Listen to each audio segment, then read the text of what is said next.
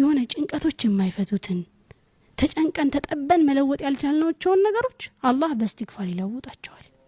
የሆነ ቤት ሲጸዳ መጀመሪያ ከእጣን ከመጨሱ ከማማሩ ከማስዋባችን በፊት የተለያዩ ሽቶችን እጣኖችን ከመጠቀማችን በፊት መጀመሪያ ምንድነው የምናደርገው? ቤቱን እናጸዳዋለን አይደል? በደንብ ለልብም እስትግፋር እንደዛ ነው ይላሉ።